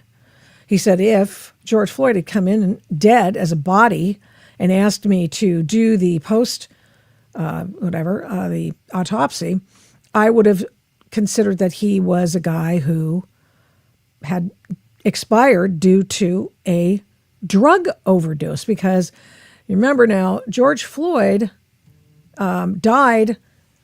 He died in their police custody, but he was going to die anyway because he had already taken an overdose of fentanyl. So I'm going to find you that because I want to make sure I get. Let me see here. Make sure that we get the right thing to share. Oh, I think I accidentally. Okay, never mind. So he had. It was ridiculous. Seriously, ridiculous. What did not make it into the trial, and Liz Collin knows that trial back and forth. Here's the tox report. Now, remember, the tox report displayed after, of course, all the riots and stuff. They weren't done rioting, but the riots had already started. The burning of downtown Minneapolis had begun. The pillaging, the looting, the near deaths of officers at the 3rd precinct there? I think it was the fiery but mostly peaceful protests that occurred in Minneapolis. Occurred because a guy who was high on drugs and trying to hide his drugs and took a lethal dose of them while he was in the car And when the cop got there, that would be Chauvin, cop got there, he said, I can't breathe. And of course he said, I can't choke, I can't breathe. And part of the problem for George Floyd was that he was going like this so that he could not get caught with drugs on him. Obviously, that was what was going on. His drug dealer was in the car. His ex-girlfriend was in the car. And the drug dealer, who would have been an exonerating witness for the police officer, Derek Chauvin, he was told he didn't have to testify by the state. So here's the tox report. Fentanyl in a system, norfentanyl. So 2 types of fentanyl. I assume that's what that means. ANPP, I looked that up one time, can't remember what it is. Methamphetamine, hydroxydelta THC. So it's on dope. Oh, and he had cotinine. Can somebody put that in comments? What is cotinine? I just have not recently looked this up again. I have this. It's in my store in my library here on my computer, but I haven't looked that up. And of course, he had been drinking coffee because he was trying to get clean. And of course, it was just St. George of methanol and St. George of fentanyl and St. George of methamphetamine. And of course, he was living in a shelter and trying to get clean. And more power to him, but it didn't last because he was passing bad 20s in a store. The guy calls the cops and goes, hey, stop passing forged dollars in my store. I'm calling the cops. Cops come, shockingly. And, of course, it's now more shocking than it was then. It was more shocking. Yeah, it was more shocking then than it is now. Now we just assume cops aren't going to come. 911 is a joke. No, hey, get up, get down, 911, a joke in your town. And now it's all over the place. So, anyway, anyhoozle, that is some of the backstory. Here's my story. My story, because I did a lot of reporting on this. I think that this is worth going to. Bombshell illegal trial of George Floyd murderer Derek Chauvin was complete and utter garbage, which of course I've always contended. I've never said it that way before.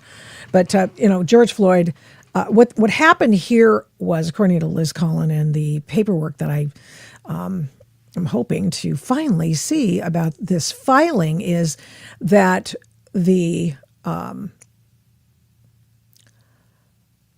state attorney, that would be the state attorney general, that's Keith Ellison, former congressman.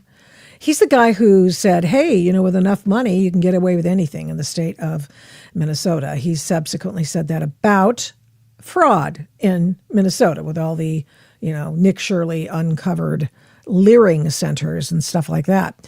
So this is a big problem. Corruption is huge.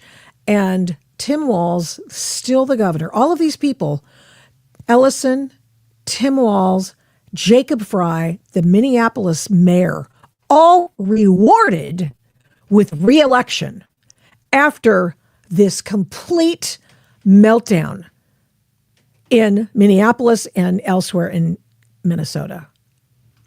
I mean, the voters of Minneapolis and Minnesota rewarded that corruption, which was evident from the gate. But now what the attorney says is, okay, so he says the charges against him were illegal.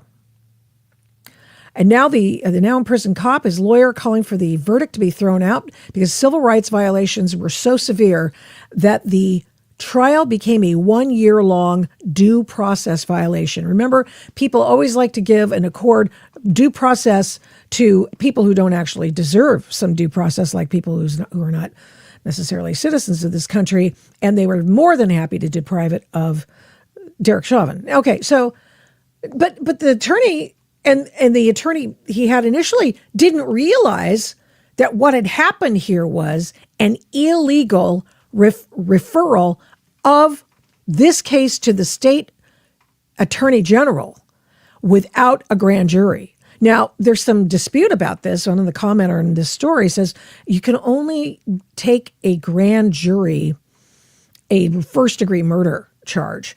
But here's the rub. Derek Chauvin was charged with second-degree murder. But here's the other thing. And I think this is where it relies on, this is the impetus for the due process violation. It's this.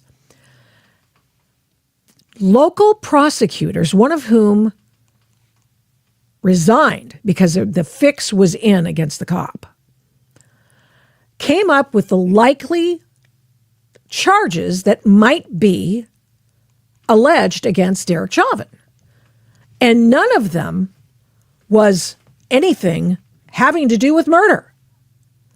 So what the Hennepin County prosecutor did was, with the assent from, all the, oh, of course he's guilty. There's a dead man here. Of course, he was on drugs, got to die anyway, but okay, Of course, we never know what the future holds. Maybe they would have pumped his stomach. Who knows?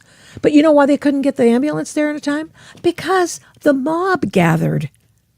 And they had to scoop George Floyd's body up in a cop car so the cop car could get through the crowd to get to the ambulance. So who's more liable for George Floyd's murder, death, what have you? Is it the guy who held him down with not a knee on his neck, on his shoulder? Yeah. And it became a cause celeb. The die was cast. There was no going back. So what the defense attorney says is that they could not bring those lesser charges because the mob would not have been okay with that. Get my drift? They literally said this. This is what was done. So what they did was the local prosecutor laterals it over to the state attorney general with the assent and corrupt Governor Tim Walz. They sent it over to Keith Ellison, Mr. Antifa. And, this dude's he's an Antifa follower. I mean, So, okay. So they sent it over to the state without having gone through grand jury at all. Now, that was allegedly, this is what the Chauvin defense team, another one sole practitioner dude, probably with a paralegal or something, said. And he's put it in a motion, and they want everything removed.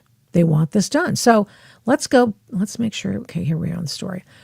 Now, I already told you about that. Chauvin, who used a knee hold to keep resisting George Floyd on the ground while awaiting backup and an ambulance, was found guilty of murdering the drugged-out fentanyl user who had just taken a deadly overdose to hide the drugs from the Minneapolis Police Department.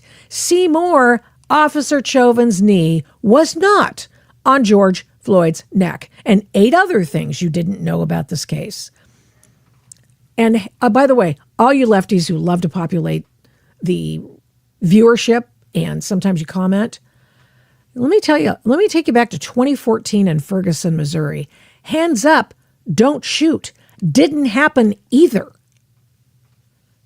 So the list of the jurisprudential horribles I write is so numerous that the former cop is demanding his guilty verdict be tossed. Liz Collin of Minneapolis's Alpha News reported that a new bombshell court filing alleges illegal and fraudulent conduct by Governor Tim Walz, Attorney General Keith Ellison, and Hennepin County Attorney's Office. Would that surprise you after seeing what these people have done? No, it shouldn't. It should not surprise you that more fraud has occurred on their watch. Hennepin County District Court Peter Cahill presided over a year-long due process violation by failing to convene a grand jury to consider the state's evidence at any point between the moment he was assigned to the case and the verdict. He lacked jurisdiction over the charges as this court does, because they were never lawfully brought. Now, if that sticks, he's already tried it. This is the third time he's tried to get post-conviction relief. But this actually may have legs, because homie don't play with prosecutorial misconduct, and of course there's plenty of that in this case, but the fact that there are due process violations that were not acknowledged. And by the way, due process is part of the reason he's in federal court. He was in federal court and they brought civil rights charges against him. Lisa Monacos of the world brought civil rights charges against Chauvin, to which he said, hell yeah, I'm going with that, because I can't be in state prison because I'm going to die. And sure enough, 22 stab wounds later by a Mexican mafia mobster in prison, by the way, hanging out in the law library at the prison. Chauvin goes, I'm out of here. If I'll take the Fed deal and I'll cop to that, and I'm going to get in federal prison because there aren't as many thugs in federal prison. You know, hang around. You might learn something. So Joseph contends, that's the attorney, that a grand jury was never convened. I keep harping on that. To review evidence behind the charges, because he rightly concluded the Hennepin County's unlawful charges against Chauvin were not severe enough for the mob. So Governor Walz instead referred the case to Keith Ellison, who signed an referred the case lesser charges. Laterals it over to Keith Ellison, who signed and e-filed a second unfounded complaint against Derek Chauvin that included the murder charge. It's like he hadn't been charged with that. But Keith Ellison goes, oh, what the hell? Wait, somebody died. Somebody must be guilty of murder here. Never articulates the second-degree murder. Of course, you could get a box of rocks at any trial, perhaps, to go along with what the mob outside, by the way, the mob's outside the courthouse. The mob's outside the courthouse. The jury, every single day of that trial, went by the mob, had to pass by the mob and the leftist groups who are now holding organized bullhorn protests out by the courthouse. Jury walks in there. So they should have sequestered the jury from the get-go. They didn't. Oh, no, they did not. Yep. I read a story back in the day, 8 righteous reasons why Derek Chauvin deserves a new trial, and that juror's shirt is only one of them. A juror seen on his own social media with a George Floyd shirt on. In fact, I want to make sure I remember what that said. George Floyd shirt said, yeah, here, I'll show it to you. Ah, okay. Let's go. Oh, God. Here we go.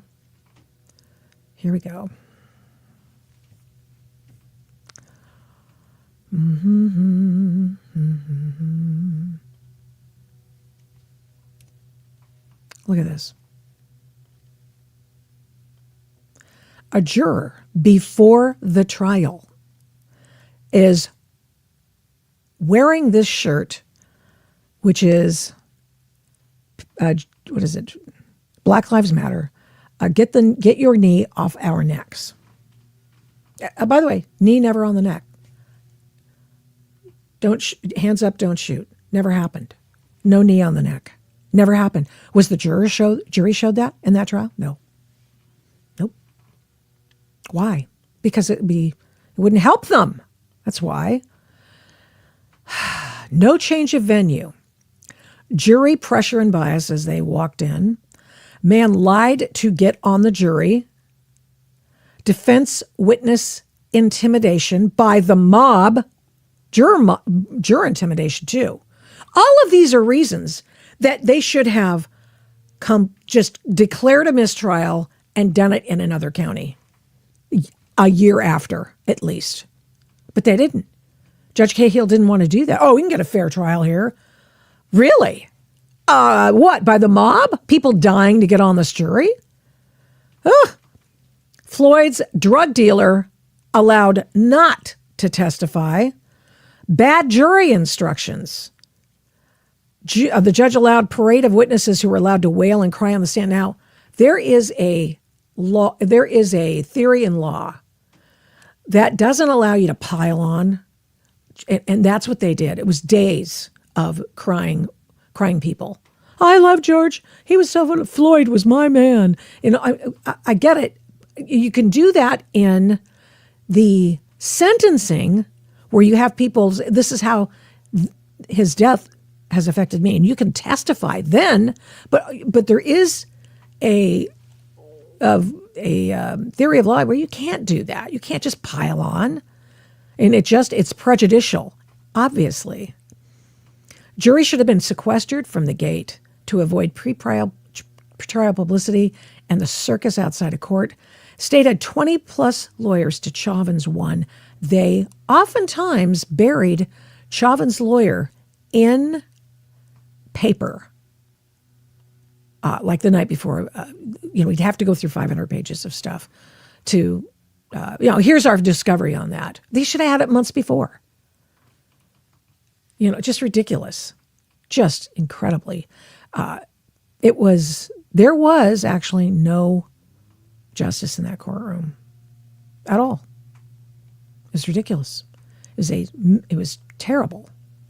And so I tell you often that I am a civil libertarian. And when I see stuff like this, I think, what are we in? Are we in hell? Are we in judicial hell in this country right now? It's like the OJ case, for example. Just go with me on this one. So there's bunches of evidence against OJ Simpson. I mean, a blood trail from his Bruno Mali shoe print. I mean, there's plenty of stuff. But of course, the defense attorney dream team does their thing, and they create doubt. But the thing is that the jury in that case, what they needed to convict O.J. Simpson was a video showing him do it. That was the only way they were going to convict him. I mean, anyway, the other one that was, genuinely shocking that we learned later, because they've got to go out. They got to get these people. I'm a reporter in San Diego. You heard that before. And it's the McMartin preschool molestation trial in L.A. And when was that? The late 80s or something? And he's like, you got to get these guys off. It's child sacrifice, Satan worship, blah, blah, blah in the school. And they've abused these children. None of it was true. None of it was true. People went to prison. Lives completely upended, reputations never to be gotten back. And we didn't find out how much prosecutorial misconduct there was in that case till years later. Years later. And thank God for a Wall Street Journal reporter who put it all together and said, hey, no, hold on. And this is remember when we began to see stories about, you see memes about this now, it's kind of a joke now. At the time, where on this doll did they hurt you, little girl? That's where that came from. Unethical psychologists. I'm not saying that in and of itself is wrong or anything. Not at all. Not at all. I'm saying in that case, oh yeah. No evidence. There's no physical evidence to show that there was a dungeon in the McMartin preschool. There was no evidence to suggest that satanic worship had occurred at this place. It was just absurdity on absurdity. Children don't lie. They don't lie. No, you know what? They don't want to lie, but they do want to make you feel better by going along with whatever it is you're suggesting to them. And that's exactly what happened. And then we had just a bunch of these kinds of cases after that. And it was just a disaster. You had to, And then Ruth, what was Ruth's last name? And from Wall Street Journal, there was another case that she solved too, of people wrongly going to prison, and nobody had been molested. Nobody had been molested at the school. It was just a mess, just a freaking mess. So there you go. Yeah. Did have one more thing I wanted to share with you. This is cool. So I'm looking. I get a prompt on YouTube yesterday, and it's like body cam files. Military pilot bails before jet crash in Yakima Valley. And I do follow West Coast News. And so this is the doggonest thing I've seen. It's not super sexy or anything. It's a kid. I mean, everybody's a kid to me now because I'm the adult in the room. Pilot, F-18 pilot, out of San Diego. And they're running drills in Washington State. They're doing some training. And he crash lands in the trees in Yakima. And a lot of people see the crash. And so it starts a small brush fire. And then, so you got the fire coming out. You got rescue. We got all kinds of things coming out. They don't know where the pilot is. With that setup, here is some of that video. Watch this. Okay, now I'm going to make it real pretty for you. We'll go full screen. Turn it on. Let's go. Hey, sir. Good afternoon. How are you? Good. Are you the only pilot? I am, sir. Okay. I'm okay. Okay. Let me see. Parachute laceration. Yeah. Look at that guy. Parachute lacerations. I hadn't heard that one before. Listen to the cool on this kid. He's just, of course, in shock. He's got the adrenaline going like nuts. Watch. It looks like I went through some trees and went out. Okay. Okay. All right, Jackson, I'm glad you're safe. I'm going to let you go. All right, man. Thank you very much for the help. I'm with the sheriff. No problem. Bye-bye. 1 second. ALT. Hey. Oh, it's ours, and I'm out with the pilot right now. He ejected. Yeah, we're on the backside of Rimrock, kind of by South Fork Bear Cove area. Their fire and aid's on their way right now. We got the hillside on fire where the jet landed. Because I think they should activate the air unit to get some fire suppression over there. Okay. Forest Service is aware. They're on Natchez. Fire's on their way, and I know that they've been. Are you at a Whidbey Island, or where are you at? No, sir. I'm out of San Diego. We launched San at Diego. Boeing Field today. Okay, So launched out of ABFI. Boeing. Okay. By the way, I know that the sheriff's deputy who responded to this is probably a very nice man, but I'm like, could you please get this kid in the doggone cab of your truck and turn on the air conditioning for this dude and let him settle down there? The mother in me, but I'm not wrong. Do you have cell service with I do. your normal phone? Yep. Do you mind if I make a call, sir? Yeah, absolutely. Just one pilot. Just one pilot. No Yeah. casualties. Okay. Is there another plane up there? There was another plane flying around. That plane is RTB. Okay. So, yep. Perfect. So that's his recovery. Whatever. No, we're good on search and rescue. All right. Now, I just want Thank you you. to just appreciate the cool of this kid. This pilot. Got Riley's taking us. No, I'm sorry. no, you're good. I need to make that call, sir, as soon as I can. Hey, buddy. Hey, let me call you right back. I'm down with the pilot here. I don't know if you heard anything, so I'll call you in just a minute. I just need to start working stuff on my section. Yep. So, all right, I'll let you go. All right, thanks. Bye. They're switching phones. I mean, not switching. He's giving his phone to the pilot because he needs the information on his phone to make the call on the other phone. So that's really basically what's happening there. I want to make sure we can. Okay, just make sure. Here we go. Thank you very much. I appreciate it. Yep. What kind of jet is that? That's an F-8. Well, that was An F-18? Yes. I heard you guys. Yep, we were doing circles over the wake, doing in some low-level training, Okay. and then I tucked in, and I'm not sure exactly. Honestly, I'm a little... No, you're fine. But I tucked in. You hit the tree bad, bud. I went through the trees. is. And I'm looking up. So like I'm here. I'm flying. Just some guy stops by, wants to make sure the kid's okay, and talk about the crash. level with the ridge line. And then Yeah. I have some adrenaline going up. No, here. No, you're good. Come sit in my truck here. Yeah, Take a seat and you hello? can Make a call.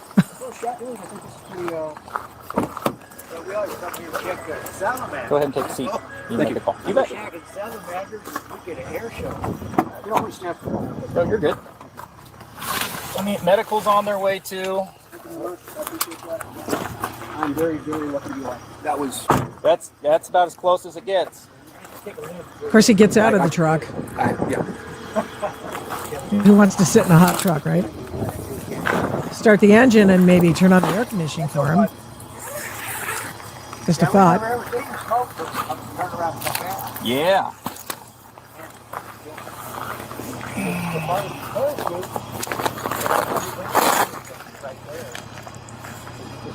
Okay, so this goes on for another 25 minutes. No, he is.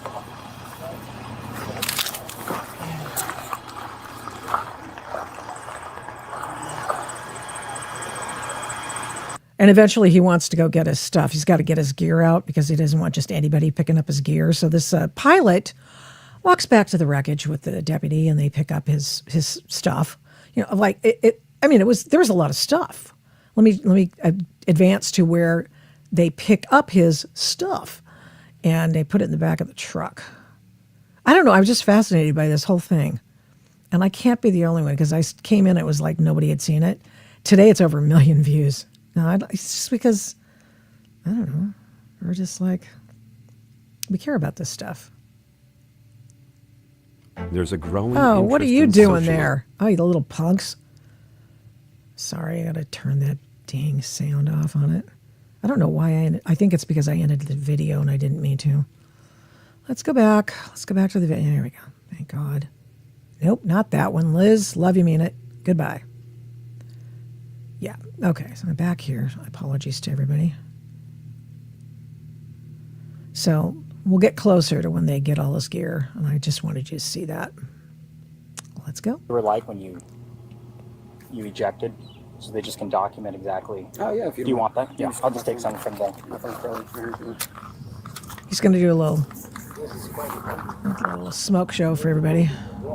Let's do it from the side here. You want to look straight forward?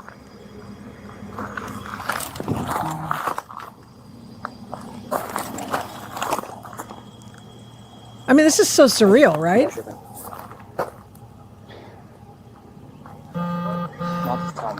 Did you guys take photos of anything? I got him parachuting. Okay, just all I ask is do not post that online.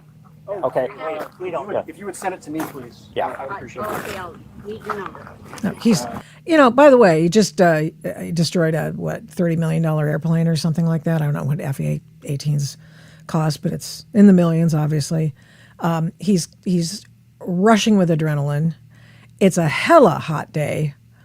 And he is, this is in June 13th, 2026. I'd be interested to see how Yakima County's weather forecast was that day. And it's a beautiful day. Well, I'm talking about the heat. And then in addition, he's got to have some OPSEC. So it's like, what the hell, man? He's got all of these balls in the air, this pilot. And he's navigating all of these people, and he's not himself because he's just been in a doggone crash through and look at him.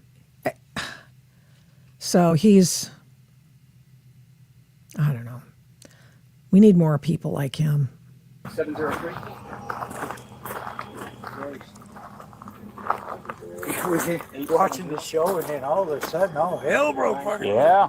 Didn't hear the jet hit. Wow. Okay. We didn't hear it hit at all.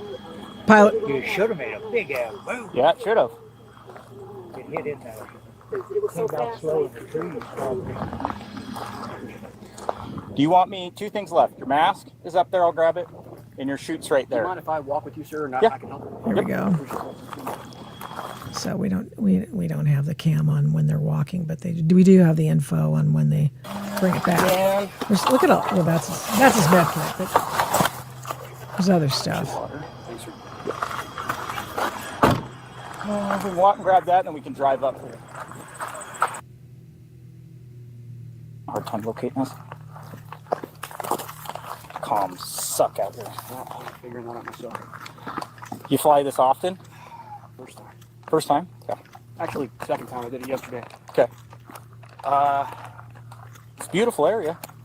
Yeah, he's not thinking about the beautiful area. He's thinking, oh man, am I in trouble?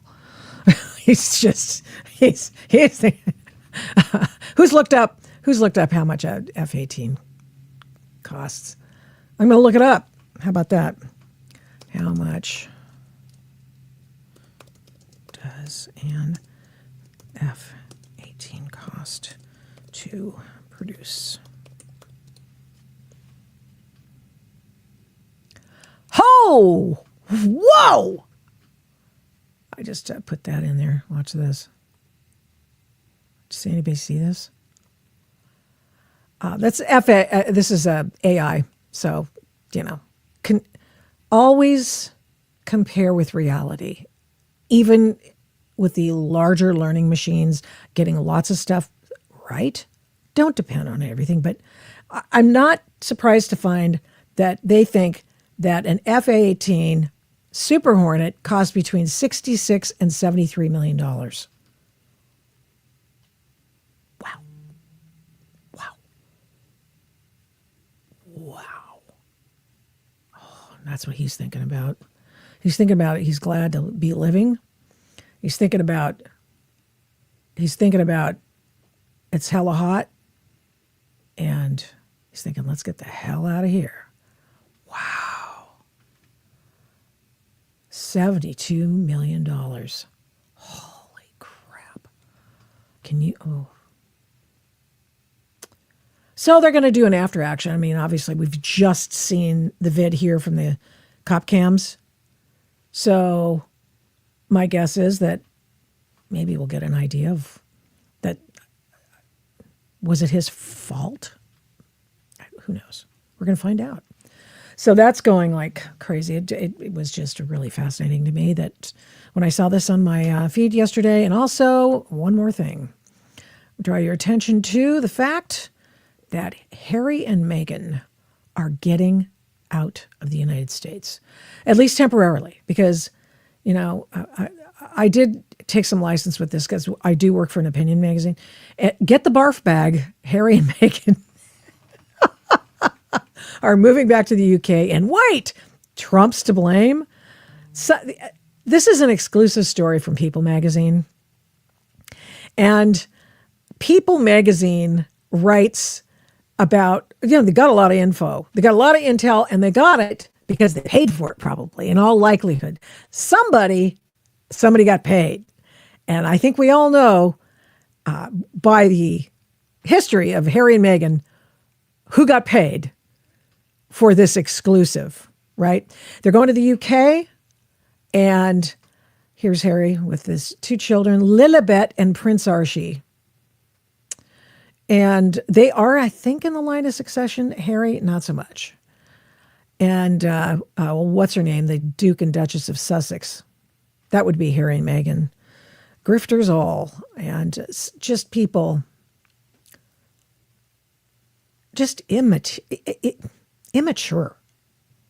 people in their 40s.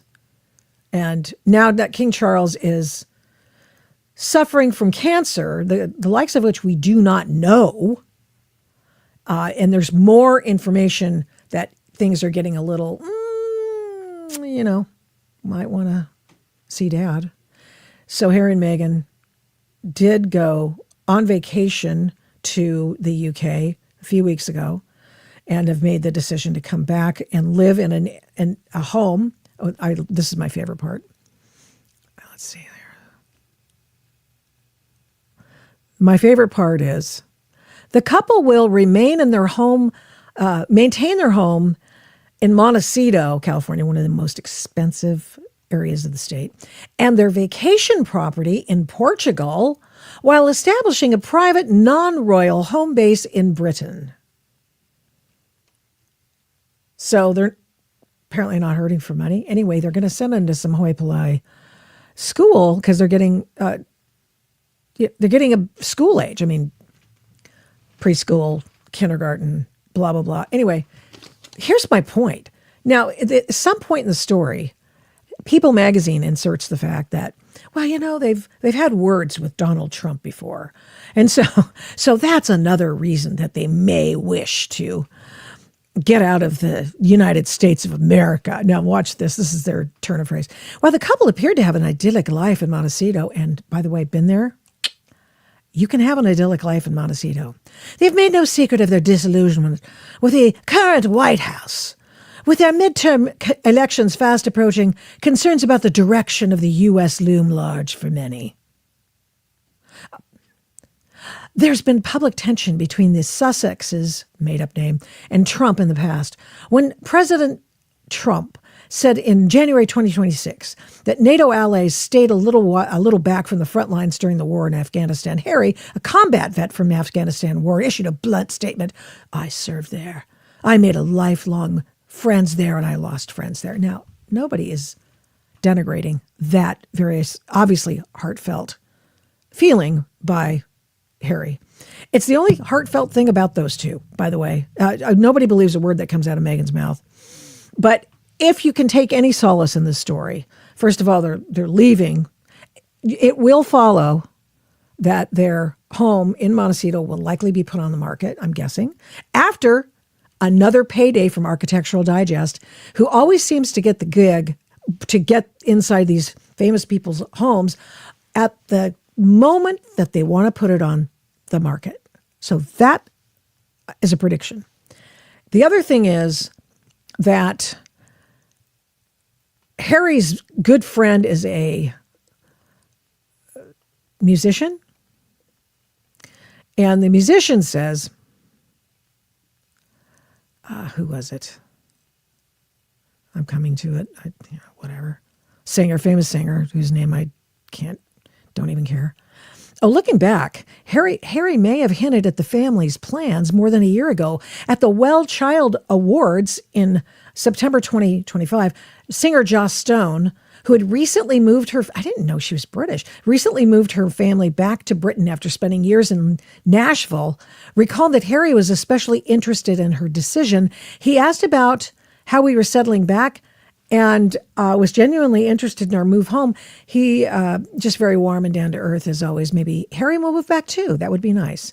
They were particularly curious about the what the move meant for their children. He was saying how wonderful the schools are here and how important community is for children. It was nice to share with him that it's exactly why we felt drawn to come back, for the kids to grow up surrounded by family, friends, and a strong sense of belonging, and most importantly, in a safe environment. Okay. Harry and Meghan are leaving for, it sounds like, multiple reasons. One is dad's not well, the king's not well. Another is a payday. And a third is they think American schools suck too. That's it. That's the tweet, baby. Hang in there. I'll see you on Tuesday. Big show on Tuesday. So be here for that. Thank you so much. Please share, subscribe. Let's see. Oh, comment, please, on the podcast in all of its iterations. We, of course, parse it out to Rumble and to, of course, here on YouTube. Spotify's our home base. And Apple Podcasts, of course. So those are the main platforms for the Adult in the Room podcast with Victoria Taft. Appreciate you being here today. And you take care. See you Tuesday. Thank you so much for watching and listening to this episode of the Adult in the Room podcast. We do not take you for granted. We appreciate every single person who tunes in every week to listen and watch this program.